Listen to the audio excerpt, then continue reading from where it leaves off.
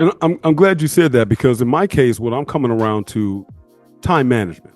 That's something Hmm. else that I'm working on for myself as well.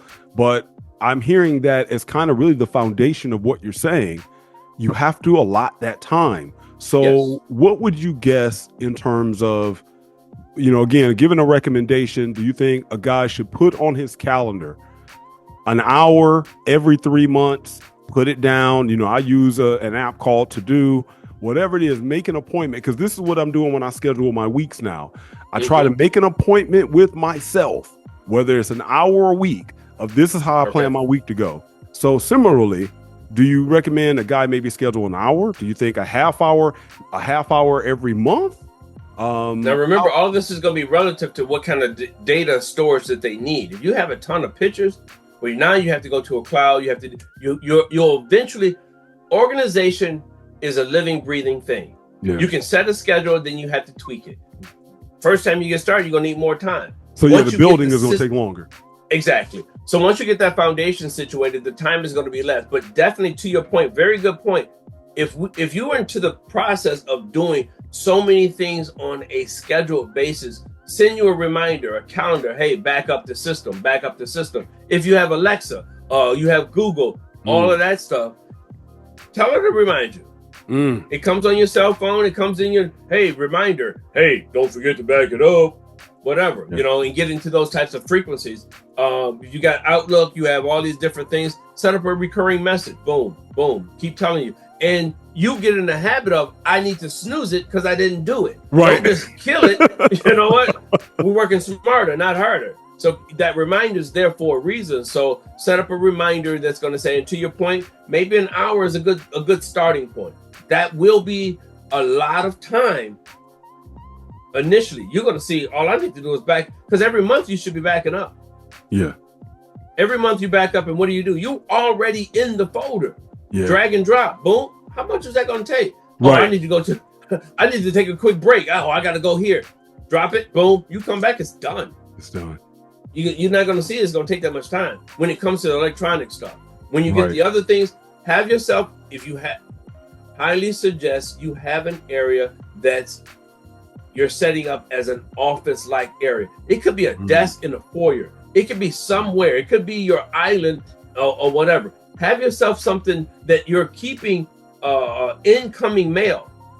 No, then and when you're if you're going through a transition from living with somebody, having a significant other, whatever that case is, you want to make sure you retrieve all your documents and save them, meaning the actual mail. Grab them, look at them.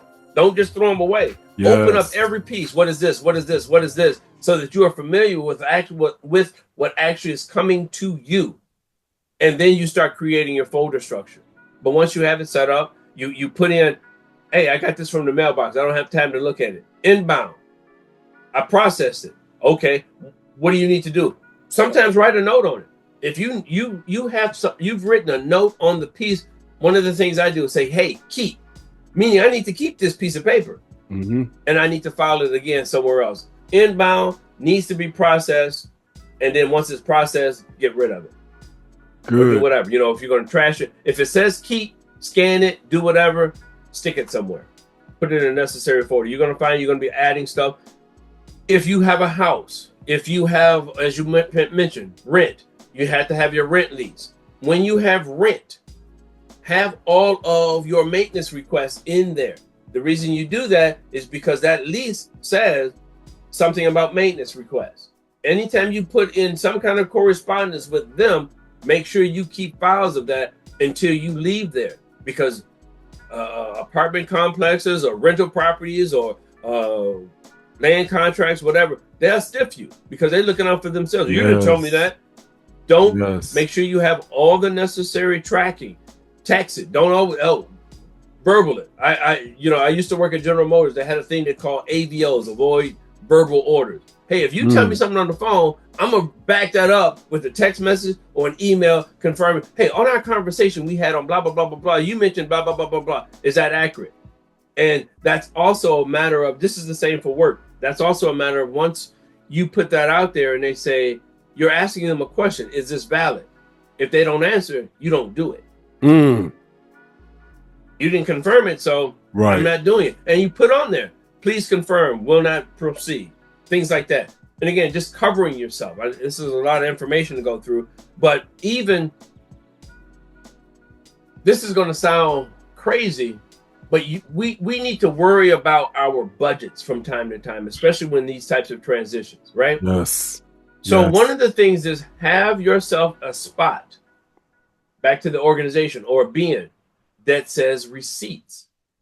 We're talking about food receipts. We're talking about grocery receipts. We're talking about if you're doing construction and things of that sort. Separate them. One of the things I do is separate them. Hey, one for Menards, one for Walmart, one for Lowe's, one for blah, blah, blah. So I know automatically where I need to go to look for a particular receipt. Because if you need to take it back, you threw the receipt away.